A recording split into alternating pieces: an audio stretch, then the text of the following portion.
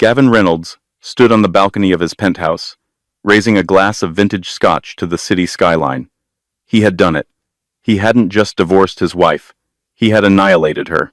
He kept the house, the cars, and the offshore accounts she never knew existed. To him, Sarah was just dead weight he had finally shed to make room for a younger, hungrier model. He thought he was the apex predator of Chicago. But Gavin forgot one crucial rule of warfare: never humiliate an enemy until you know who backs them. He thought Sarah was a nobody. He was about to learn that her silence wasn't weakness, it was a countdown. The degradation didn't happen all at once. It was a slow, calculated erosion. Gavin Reynolds, a man who had clawed his way up from a mid-level sales associate to the senior vice president of Vanguard Logistics, viewed people as assets or liabilities. After 7 years of marriage, his wife, Sarah, had firmly moved into the liability column. Sarah was quiet. She was kind. She worked part-time as a librarian at the local elementary school and spent her weekends tending to their garden or volunteering at the animal shelter. To Gavin, she was painfully, excruciatingly average. As his star rose in the Chicago corporate world, he began to resent her modesty. He wanted a wife who looked like a trophy and networked like a shark. Sarah just wanted to read books and cook dinner. The end began on a Tuesday night at Le Monde, one of the most exclusive restaurants in the city. Gavin had told Sarah to dress up, and she had worn her favorite blue dress, a simple, off-the-rack piece she'd had for years. When they walked in, Gavin grimaced, noticing how the hostess glanced at Sarah's sensible heels. He didn't pull out her chair. "We need to talk," Gavin said, not even waiting for the wine to be poured. Sarah smiled nervously, reaching for his hand across the white tablecloth. "Is everything okay at work, Gavin? You've been so stressed lately." He pulled his hand away as if she were contagious. "It's not work. It's us. Well, mostly you." Sarah froze. The noise of the restaurant seemed to drop away. "I don't understand." "Look, Sarah, let's be real," Gavin said, his voice loud enough that the couple at the next table glanced over. "I've outgrown this. I've outgrown you. When we met, I was just starting out. I needed someone, intact domestic, someone to wash the clothes and keep the lights on.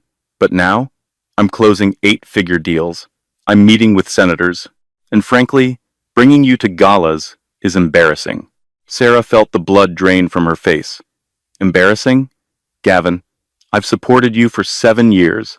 When you were fired from the firm in 2018, who paid the rent?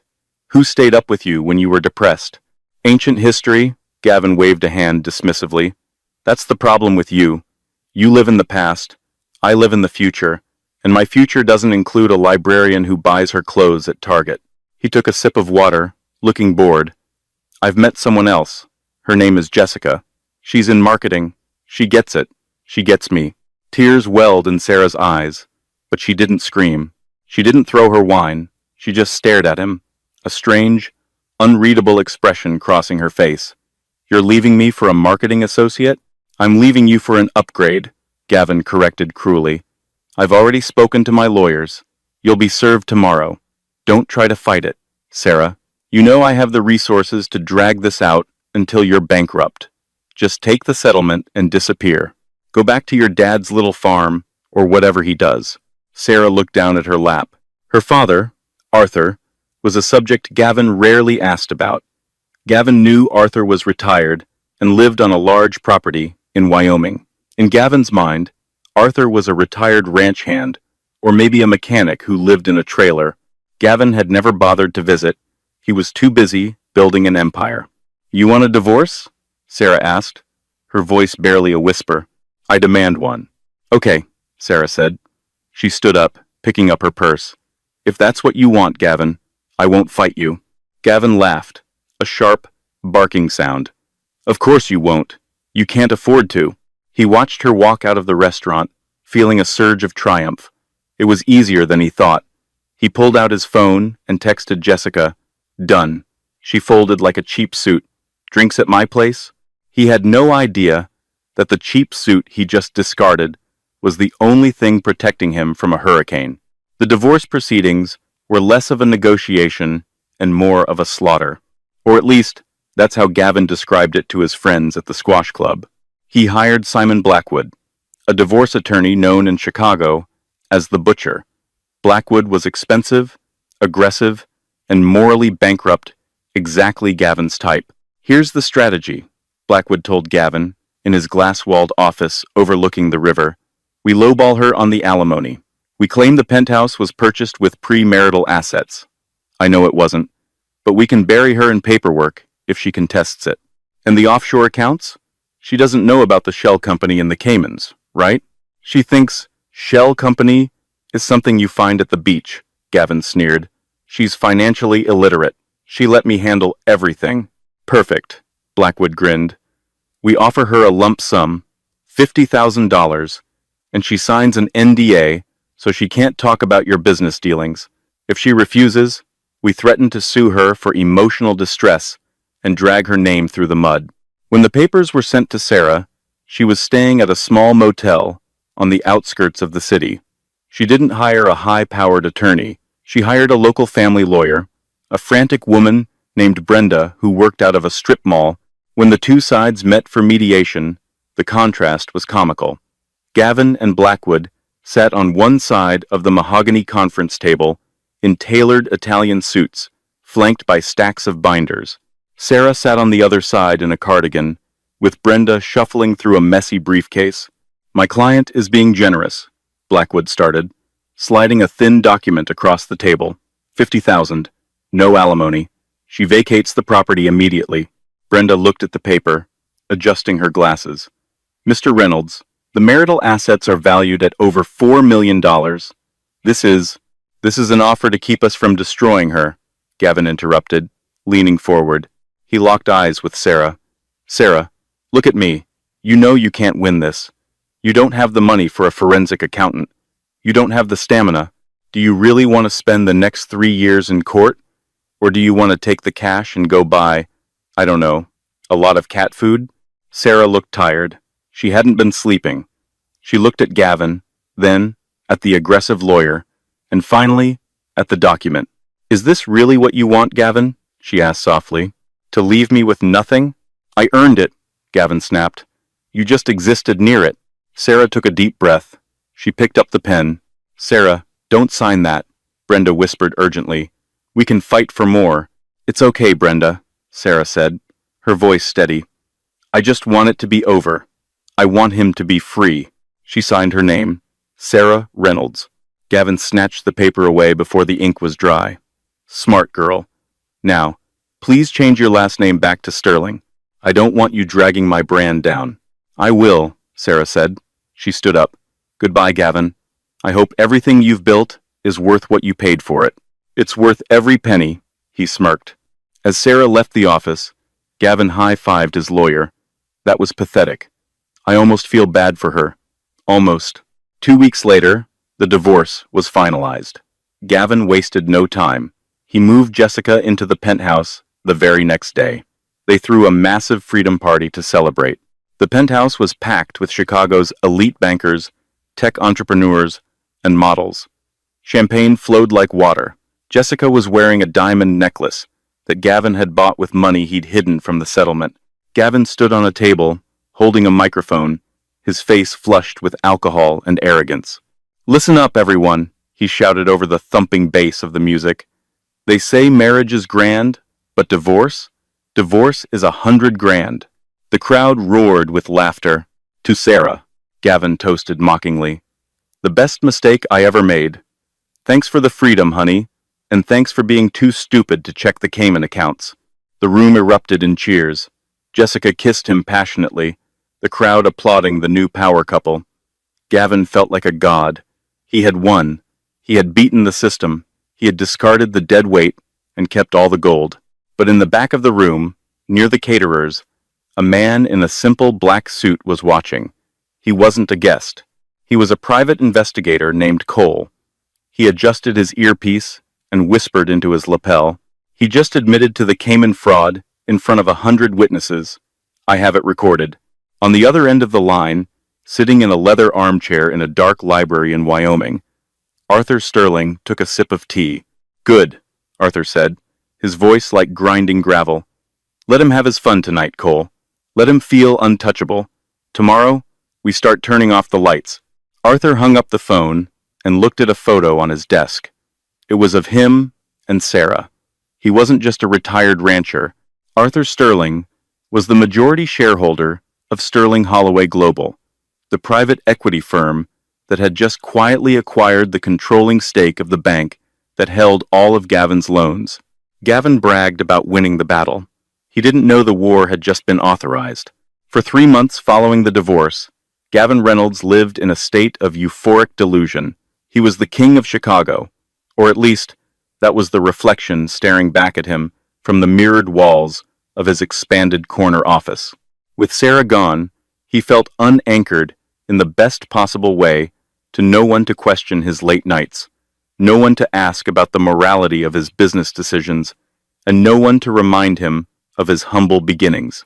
His company, Vanguard Logistics, was seemingly thriving. He had just secured a tentative agreement for a massive contract with Nebula Tech, a Silicon Valley giant looking to move their distribution hubs to the Midwest.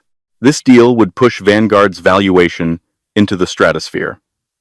Gavin had already spent the commission in his head, a summer home in the Hamptons and a new Porsche for Jessica. Jessica, however, was proving to be a more expensive accessory than he had anticipated. Gavin, this apartment is nice, Jessica said one evening, looking around the penthouse that Sarah had once decorated with warm, earthy tones, now redecorated in cold chrome and black leather, but it's a bit dated. My friend Courtney just moved into the Spire. They have a private elevator for cars. We should look into that. Gavin swirled his whiskey, fighting a flicker of annoyance. This penthouse is worth $4 million, Jess. Let's not get ahead of ourselves. Once the Nebula deal signs next month, we can buy the whole damn building if we want. You promised we'd go to Street Bart's next week, she pouted, checking her reflection in her phone. I already posted about it. And we will, Gavin assured her, forcing a smile. I just need to move some funds around. Liquidating the marital assets took a bit longer than expected. That was a lie. The assets were liquid. The problem was that Gavin was bleeding cash.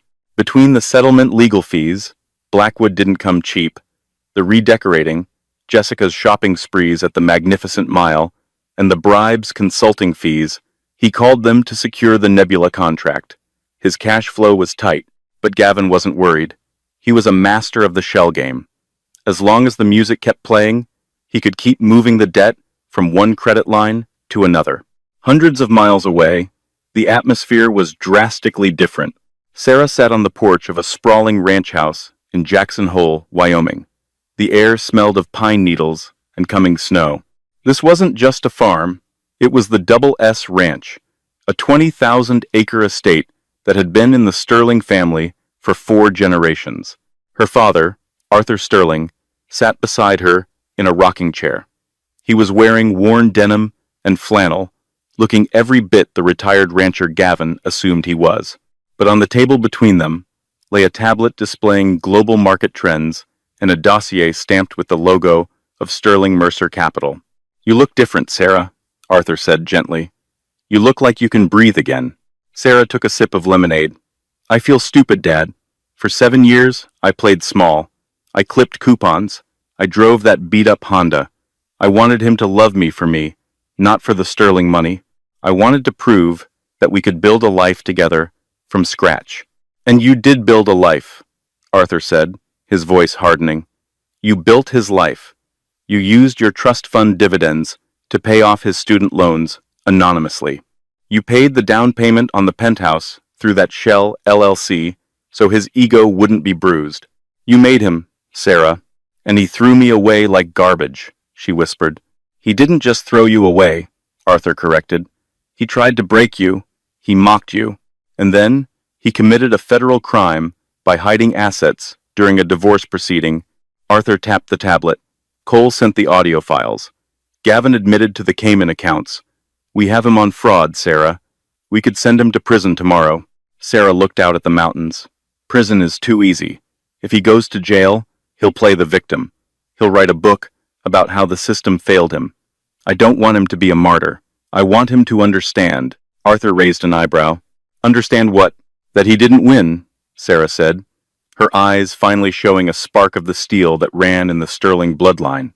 I want him to realize that everything he has, his status, his company, his ego, was a gift I allowed him to keep.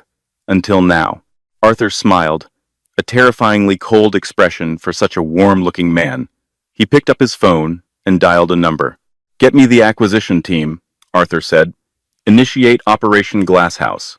And tell the team at the First National Bank of Chicago to call the loan. Back in Chicago, Gavin was in his office, yelling at his assistant, a young man named Peter. What do you mean the corporate card was declined? Gavin barked.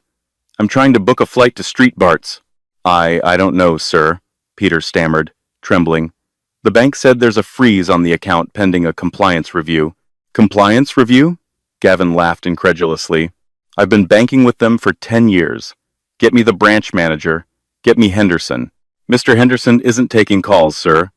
He said you need to come in personally tomorrow morning. Gavin slammed the phone down. Incompetent bureaucrats. He didn't know it yet, but the false summit was over. The descent had begun. The meeting at the First National Bank of Chicago was scheduled for 9 a.m. Gavin strolled in at 9:15, wearing a $3,000 suit and carrying a latte. He intended to project dominance. He intended to yell, threaten to move his accounts to Chase, and demand an apology. He was escorted not to the usual glass office of the branch manager, but to a windowless conference room in the basement levels. Sitting there was Mr. Henderson, a man Gavin had played golf with, and two other individuals he didn't recognize. They wore charcoal suits and had the dead-eyed look of corporate executioners. Bob! Gavin boomed, extending a hand. What is this nonsense? My girl couldn't buy a handbag yesterday. You're making me look bad. Henderson didn't stand up. He didn't shake the hand. He pointed to a chair. Sit down, Mr. Reynolds. Gavin's smile faltered. He sat. Okay. What's the joke? This is Mr. Thorne and Miss Prawl, Henderson said, his voice devoid of friendship. They represent the new ownership group that acquired First National last week. New ownership? Gavin scoffed. Who cares? What does that have to do with my credit line? Everything, Miss Prawl said. She opened a binder. Mr. Reynolds, Vanguard Logistics, operates on a revolving line of credit of $12 million. This line is secured by your accounts receivable and your personal guarantee. Standard practice, Gavin said, leaning back. Your line of credit has covenants, she continued, one of which is the morality and repute clause. It states that if the borrower engages in conduct that could damage the bank's reputation or indicates financial instability, the bank reserves the right to accelerate the debt. I haven't done anything, Gavin snapped. I'm a pillar of the community. We received an anonymous tip, accompanied by audio evidence, suggesting you have engaged in bankruptcy fraud and perjury regarding offshore assets, Prawl said calmly. Furthermore, upon review of your financials, we found that your accounts receivable from the Nebula deal have been pre-booked before the contract was signed. That is, accounting fraud, Mr. Reynolds. The room went silent. The air conditioning hummed, but Gavin felt sweat trickling down his back. That's a misunderstanding, Gavin stammered. The Nebula deal is a lock. I was proactive. It's fraud, Thorne spoke for the first time. We are calling the loan. You have 48 hours to repay the $12 million in full. If you fail to do so, we will seize the collateral. That includes the company, the penthouse, and your personal assets. 48 hours? That's impossible, Gavin shouted, standing up. You can't do this. I'll sue you. Read the contract, Gavin, Henderson said quietly, finally looking him in the eye. It's ironclad, and frankly, you're toxic. We're cutting you loose. Gavin stormed out of the bank, his heart hammering against his ribs like a trapped bird. He needed money. Fast. He called Simon Blackwood, his divorce lawyer. Simon, I'm in a jam, Gavin said, pacing on the sidewalk, ignoring the pedestrians bumping into him. The bank is calling the loan. I need to access the Cayman money. Now. Gavin, shut up, Blackwood hissed into the phone. Don't say that over an open line. I don't care. I need the 2 million. You can't touch it, Blackwood said, his voice shaking. I just got a call from the Bar Association. Someone filed a grievance against me. They have logs of our conversations, Gavin. They know I advised you to hide assets. I'm looking at disbarment. I can't help you. Don't call me again. The line went dead. Gavin stood on the street corner, feeling the world tilt. He dialed Jessica. Babe, listen, he started, trying to keep his voice steady. We need to return the bracelet. Just for a few days. Cash flow issue. Are you joking? Jessica's voice was shrill. I'm at lunch with the girls. You're embarrassing me. Jessica, do it, he screamed. You know what? Jessica replied, her tone turning icy. I knew this would happen. You talk big, Gavin, but I saw the letters from the IRS on the counter. Don't bother coming home. I'm taking the bracelet, and I'm going to stay with Courtney. Jessica, she hung up. Gavin was alone, but he still had one card to play, the Nebula deal. If he could get Nebula to sign today and give him an advance, he could pay off the bank. He could save everything. He hailed a taxi. His Uber account was suspended and raced to his office. He needed to prepare the pitch of his life. When he arrived at Vanguard, the office was strangely quiet. His employees were huddled in groups, whispering. When they saw him, they scattered. Peter, Gavin shouted, get me the Nebula file, and get me the CEO of Nebula on the phone. Peter walked out of his office, holding a box of his personal belongings. I can't do that, Gavin, Peter said. Why the hell not? Because Nebula called an hour ago. They're pulling out. Gavin felt his knees give way. He grabbed the edge of a desk to steady himself. Why? Why would they pull out? They were acquired, Peter said, looking at Gavin with a mixture of pity and contempt. A private equity firm bought Nebula this morning in a hostile takeover. The new owners canceled all pending vendor contracts immediately to restructure. Who? Gavin whispered. Who bought them? Some group called Sterling Mercer, Peter said. Never heard of them. Anyway, I quit. My paycheck bounced this morning. Sterling Mercer. The name sounded vaguely familiar, sophisticated, and old money. Gavin didn't connect the dots. He couldn't. His brain was in survival mode. He sat in his leather chair in the empty office as the sun began to set. He was ruined. The bank would take the business tomorrow. The condo was leveraged. He had no wife, no girlfriend, no lawyer. Then, his office phone rang. A single, crisp ring. He stared at it. It rang again. He picked it up. Hello? He croaked. Mr. Reynolds, a smooth, British voice spoke. My name is Cole. I represent the chairman of Sterling Mercer Capital. Gavin's eyes widened. The people who bought Nebula? The very same. The chairman understands you are in a difficult position regarding your liquidity. He is an admirer of your tenacity. He would like to offer you a lifeline. I'll take it, Gavin said immediately, desperation clawing at his throat. Whatever it is, I'll take it. I can sell Vanguard to you. I just need a payout. I need to cover my debts. The chairman is willing to discuss a buyout, Cole said, but he prefers to do business face to face. There is a gala tonight at the Grand Hotel. The chairman will be there. He requests your presence. 8 p.m. Do not be late. I'll be there, Gavin said, tears of relief pricking his eyes. Thank you. Tell him thank you. Oh, he knows, Cole said enigmatically. He knows everything. Gavin Reynolds spent the last of his cash on a fresh shave and a shoe shine. He put on his tuxedo, the one he had worn to the Freedom Party. He looked in the mirror. He looked tired, yes, but he could still sell. He just needed to sell himself one last time. If he could get Sterling Mercer to buy Vanguard for even a fraction of its value, he could clear the bank debt and start over. Maybe in Florida. He arrived at the Grand Hotel at 7:55 p.m. The ballroom was spectacular. Crystal chandeliers the size of small cars hung from the ceiling. The room was filled with the true elite of the country senators, oil tycoons, tech billionaires. Gavin realized with a jolt that he was out of his depth. These weren't the Chicago social climbers he was used to. This was old money, the kind of money that whispered. He scanned the room, looking for anyone who looked like a chairman. Mr. Reynolds? Gavin turned. The man from the phone, Cole, stood there. He was tall, dressed in a tuxedo that cost more than Gavin's car. Right this way. The chairman is expecting you in the private VIP lounge. Gavin followed Cole through the crowd, his heart pounding. They reached a set of heavy oak doors, guarded by security.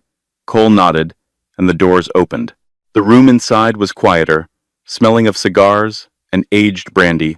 A fire crackled in the hearth. A group of men stood by the window, but one man sat in a high-backed leather armchair, facing the fire, his back to Gavin. Sir, Cole said, Mr. Reynolds is here. Excellent, the man said. The voice was deep, gravelly. Pour him a drink, Cole. The 52 Macallan. Gavin took the glass, his hands trembling slightly. Mr. Chairman, I can't tell you how much I appreciate this opportunity. Vanguard is a solid asset. We just hit a temporary snag with the liquidity markets and— Sit down, Gavin, the man said. Gavin froze. The man hadn't turned around, but the tone was commanding. Gavin sat on the edge of the sofa. The chair slowly swiveled around. Gavin prepared his best winning smile. It died on his lips instantly. Sitting in the chair was not a Wall Street shark. It was an older man with weathered skin, calloused hands, resting on the armrests, and eyes that looked like blue ice. He was wearing a tuxedo, but he looked like he would be more comfortable strangling a wolf. Arthur? Gavin gasped. It was his ex-father-in-law, Sarah's dad. The man Gavin had assumed was a broke farmer. Hello, Gavin, Arthur Sterling said, calmly. I don't understand, Gavin stammered, looking around the room. Where is the chairman? I was told to meet the chairman of Sterling Mercer. You're looking at him, Arthur said. Sterling, Mercer. My mother's maiden name was Mercer. I founded the firm in 1982. We specialize in distress acquisitions. We buy broken things and fix them, or we scrap them. Gavin's brain was misfiring. You? But you live on a farm. Sarah drove a Honda. You're a nobody. Arthur chuckled, a dry, humorless sound. Wealth shouts, Gavin. Power whispers. I didn't feel the need to impress a mid-level logistics manager with a leased BMW. Does Sarah know? Gavin whispered. Does she know you're here? Turn around, Arthur said. Gavin turned. Standing in the shadows near the bookshelf was a woman. She stepped into the light. It was Sarah, but it wasn't the Sarah he knew. The Sarah he knew wore cardigans and flats. This woman was wearing a floor-length gown of emerald silk that hugged a figure he had never appreciated. She wore diamonds around her neck that were real heavy, flawless stones. Her hair was styled in intricate waves, but the biggest difference was her eyes. The meekness was gone. Hello, Gavin, she said. Her voice was cool, detached. Sarah, Gavin breathed. He stood up, instinctively reaching out. Sarah, you look incredible. Look, this is all a misunderstanding. I missed you. I made a mistake. Sarah didn't flinch. You didn't make a mistake, Gavin. You made a choice. You chose to humiliate me. You chose to steal from our marriage. You chose Jessica. Jessica meant nothing, Gavin pleaded, glancing between Arthur and Sarah. I was confused. The stress of the job. Look, Arthur, Mr. Sterling, if you own the bank, you can stop this. You can call off the loan. We're family.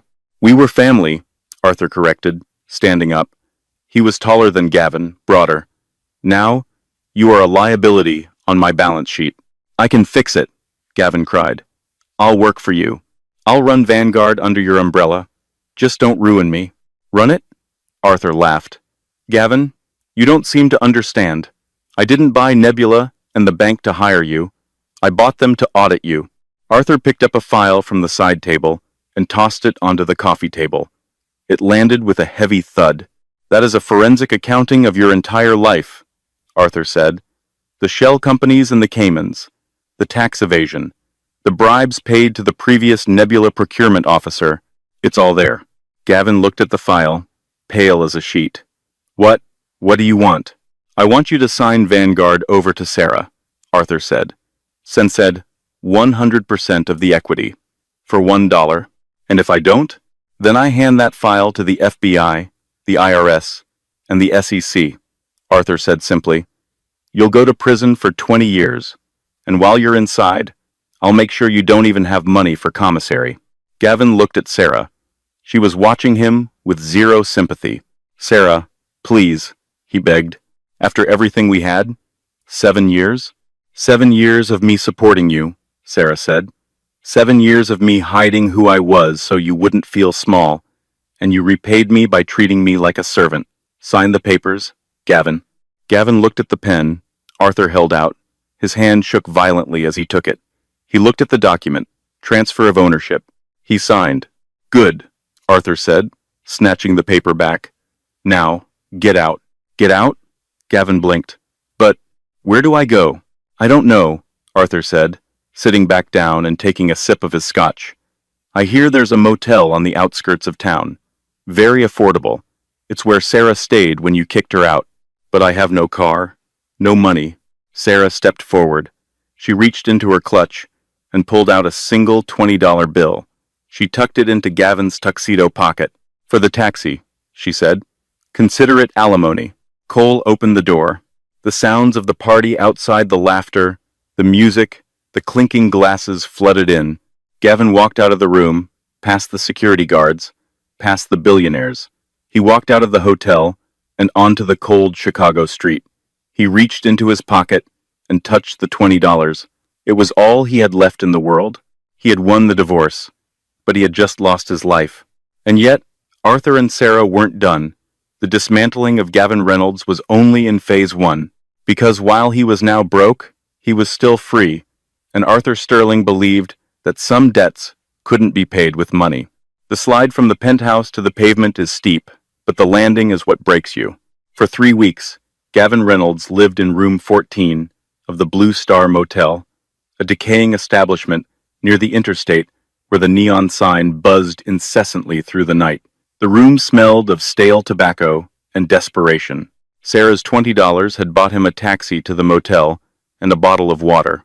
Since then, he had been surviving on pawned items, his watch, his cufflinks, even his phone.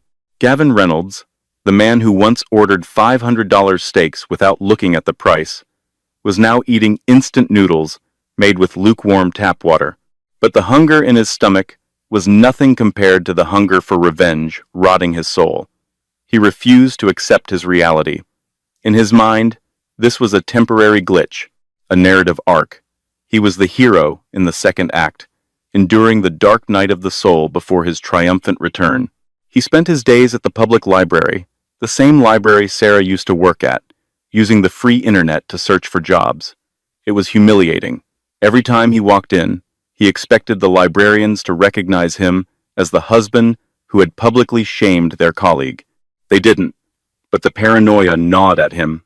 He sent out resume after resume. Consultant, strategist, director.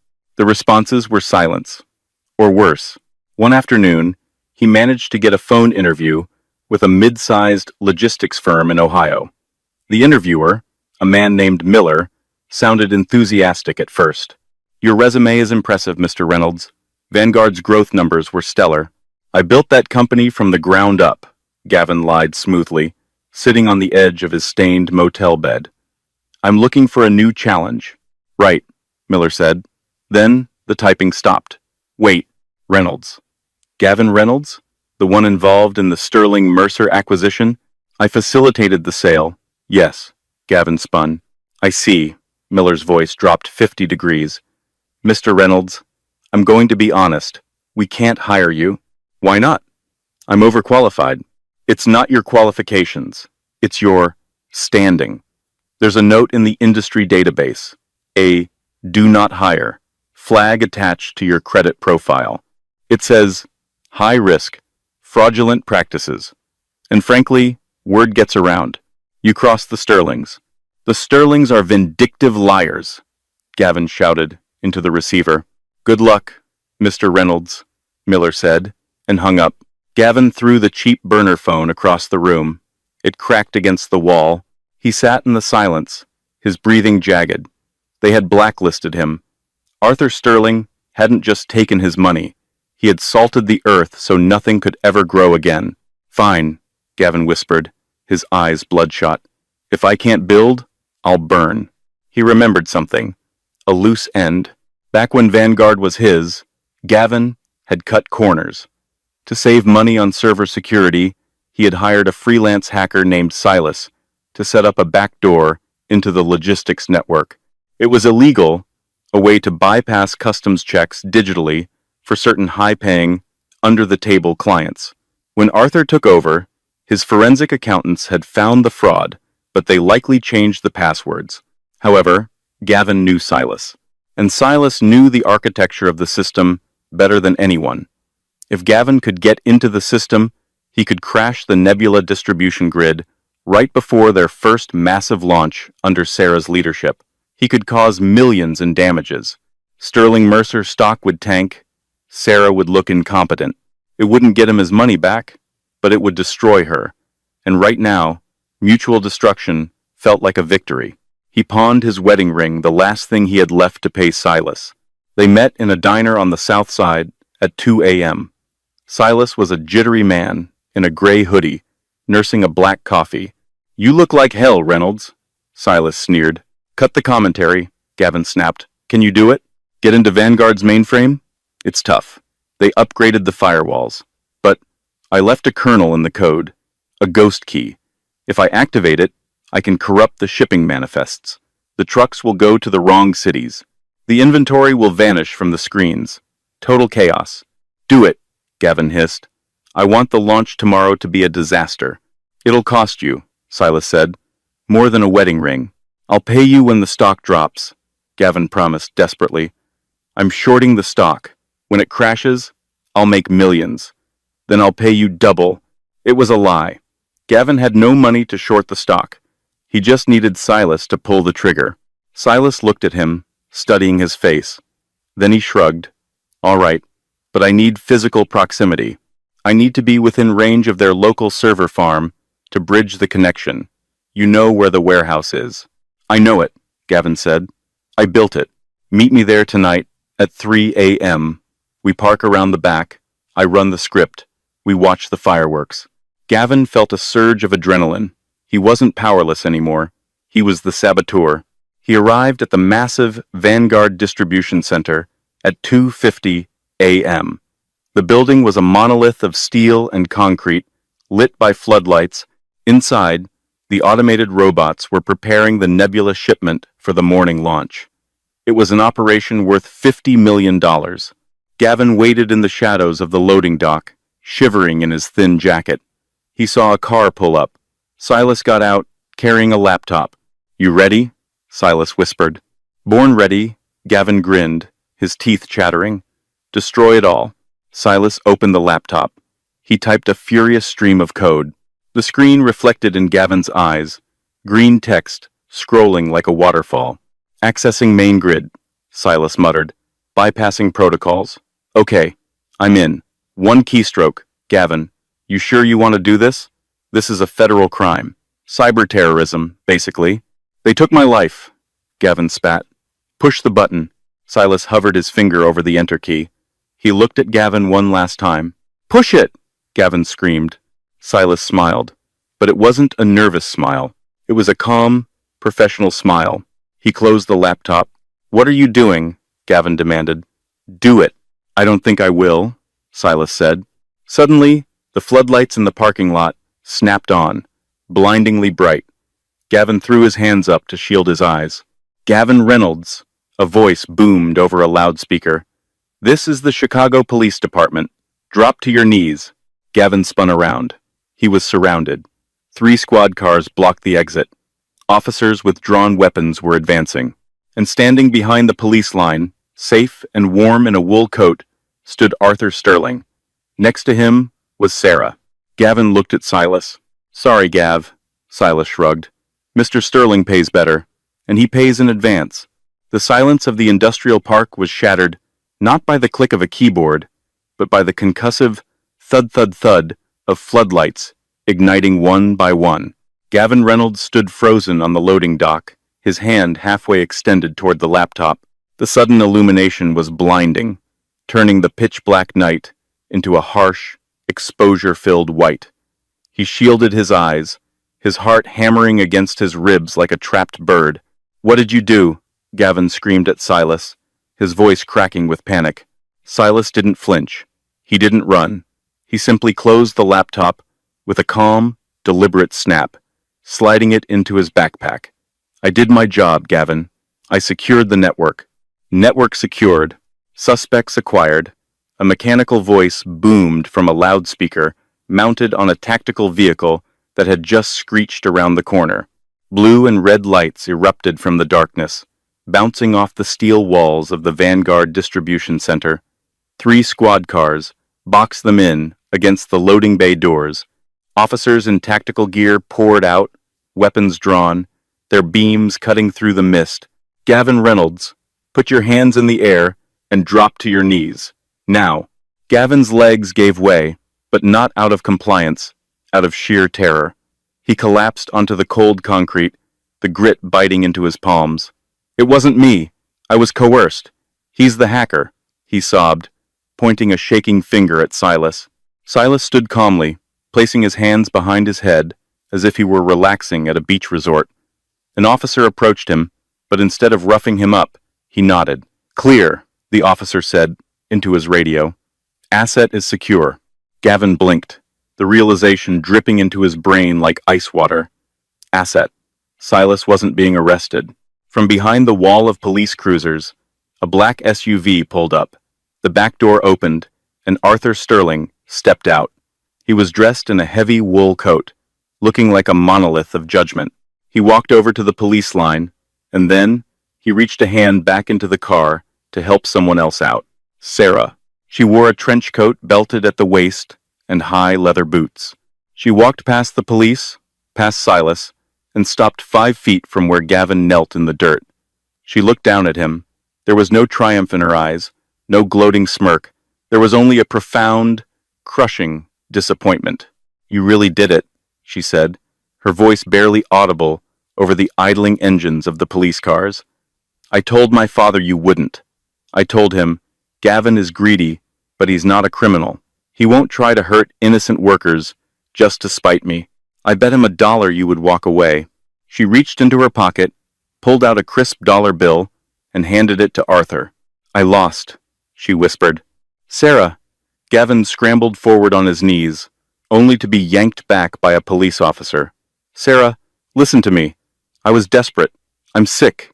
I need help, not prison. Please, tell them to stop. We're family." Arthur stepped forward, his shadow engulfing Gavin.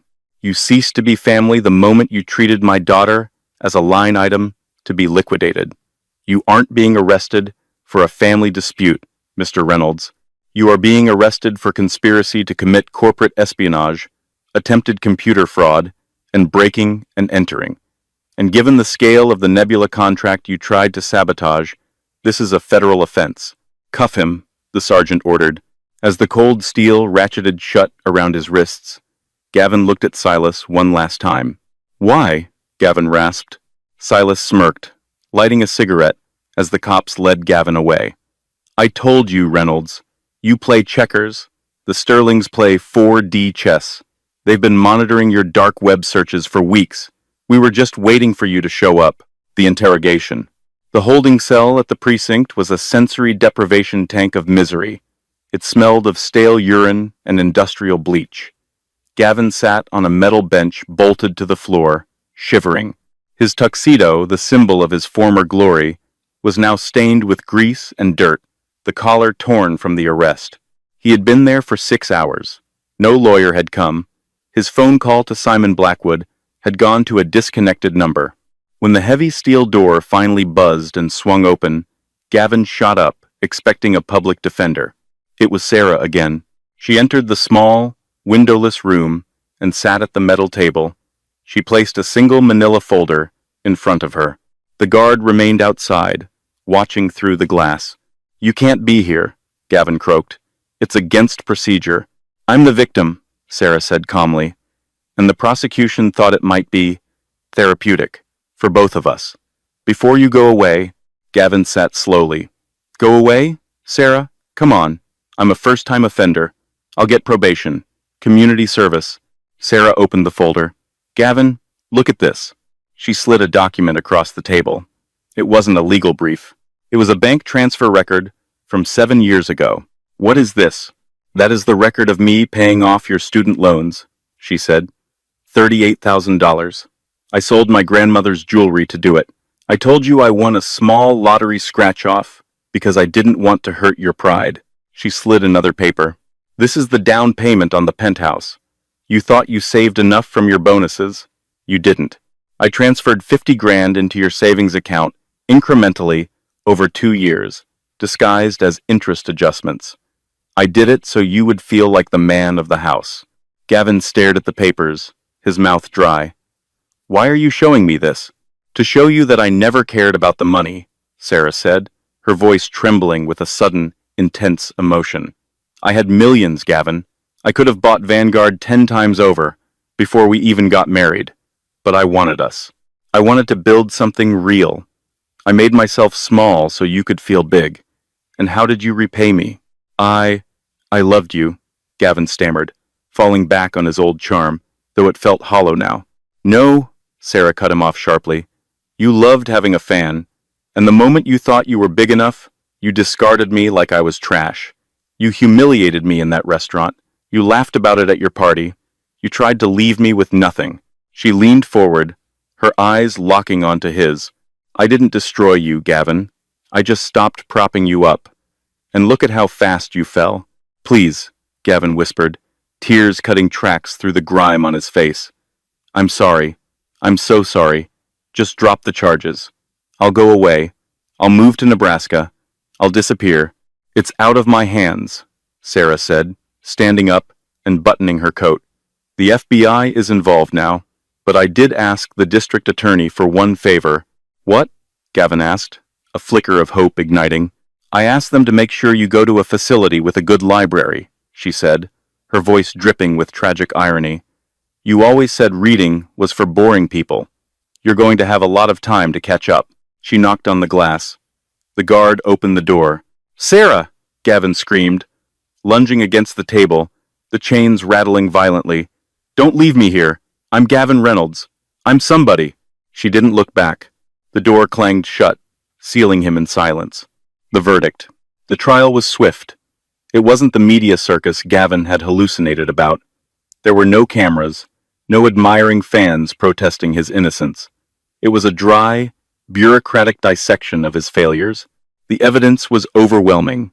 The audio recordings of him bragging about fraud, the logs of him hiring Silas, the forensic accounting of his Cayman accounts. When the judge asked if he had anything to say, Gavin stood up.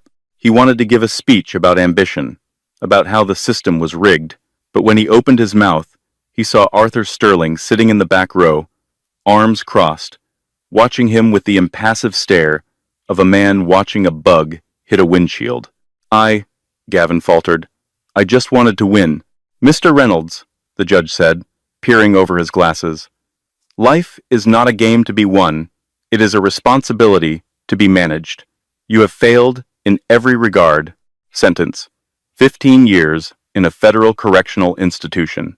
6 months later, the FCI Sandstone was a bleak, gray complex in the middle of nowhere.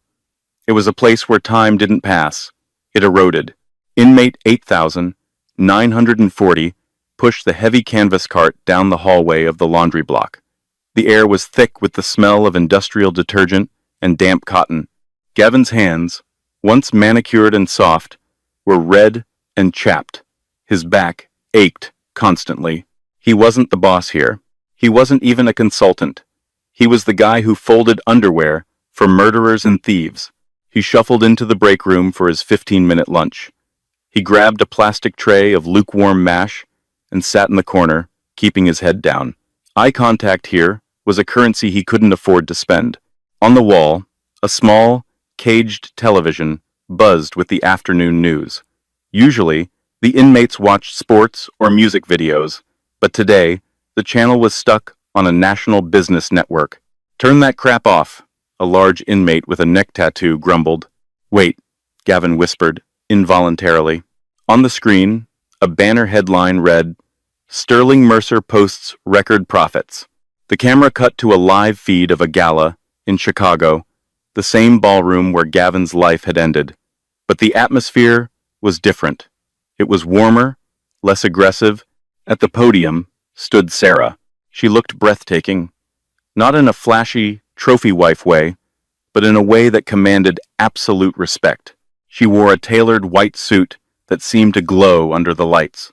"We are redefining what success looks like," Sarah said, into the microphone, her voice confident and clear. "Profit without purpose is just greed. Today, I am proud to announce that Vanguard is launching the Second Chance Initiative. We will be offering job training and employment to non-violent offenders who are looking to rebuild their lives after prison." The crowd erupted in applause. The camera panned to the side of the stage. Standing there was Arthur, looking proud.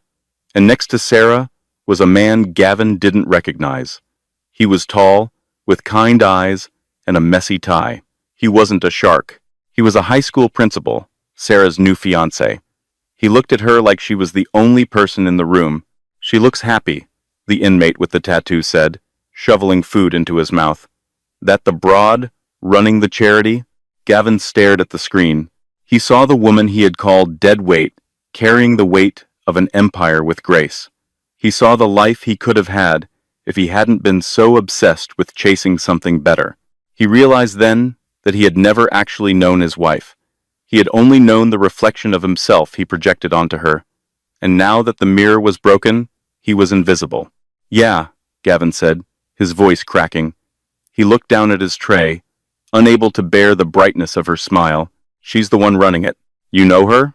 the inmate asked, squinting at Gavin. Gavin paused. He thought about the restaurant, the divorce papers, the betrayal.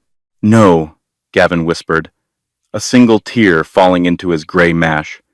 "I used to know a girl who looked like her, but she's gone." A buzzer sounded. Lunch was over. Gavin Reynolds stood up, scraped his tray into the garbage, and walked back toward the laundry room to wash the stains out of other people's clothes, while Sarah Sterling continued to wash the world clean of his mistakes. Gavin Reynolds believed that winning the divorce meant keeping the assets and discarding the person. He viewed life as a zero-sum game, where kindness was a weakness and leverage was the only currency. But he made the fatal error of confusing silence with submission. Sarah didn't fight him with shouting matches or public scenes. She fought him with the truth, patience, and the immense power of integrity. This story serves as a stark reminder. Never humiliate someone you think you've defeated. You never know who they truly are, or who is standing in the shadows ready to back them up. Real power isn't about how much you can take. It's about what you can build and who you become when everything is stripped away. If you were in Sarah's shoes, would you have offered the Second Chance program to someone like Gavin, or does he deserve to stay in the laundry room? Let me know your thoughts in the comments. Don't forget to like, subscribe, and share this video if you believe in karma.